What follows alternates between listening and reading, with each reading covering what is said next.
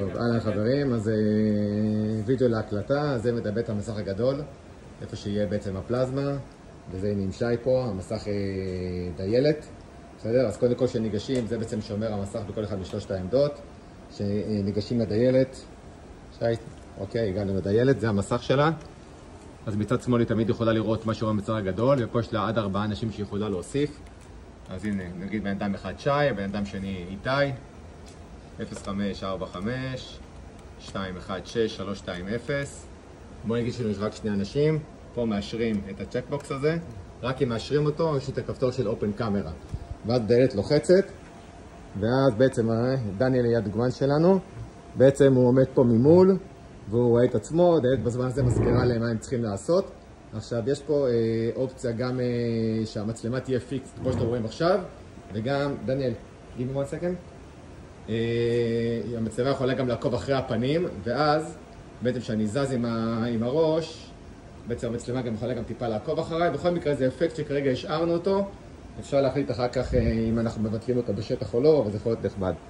אוקיי, ברגע שהבן אדם מוכן, הדיילת הלוחצת על התחיל להקלטה, יש לנו ספירה לאחור 3, 2, 1. קובץ הסאונד כמובן יהיה בהתאם לשלושת העמדות כפי שאנחנו נגדיר בשטח. המסגרת הולכת ומתרוקנת כסוג של פרוגרס בר שמראה כל כמה זמן נשאר הסרטון. בסרטון הסופי זה כמובן לא יוצג. מסך הסיום, ועד ניגשים לפה, מסך דיילת מראה, אפשר לראות את הסרטון רץ בלופ כל הזמן, או שעושה טריי אגן אם הסרטון לא רצה טוב, לא יודע מכל סיבה שהיא, או שעושים סנד קליפ. זהו, העמדה פה מתאפסת. עכשיו לטלפון של שי, אמור לקבל SMS. אוקיי, שנייה, רגע, תן לראות את הטקסט. רגע. אוקיי, עם השם של השי, הקליפ שלך מוכן, לצפייה בקליפ לחצו על הקישור הבא, לוחצים על הלינק, זה הדף עם כל הטקסט, אפשר גם לראות את הסרטון, אפשר להגדיל אותו, מסך גדול. אוקיי, להורדה. באנדרואיד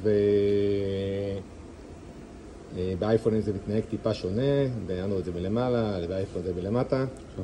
אחרי שזה יורד, הוא יכול לעשות share, ומפה בעצם לבחור את היישום. טיק טוק או whatever. זהו, זה בגדול, דברו איתי.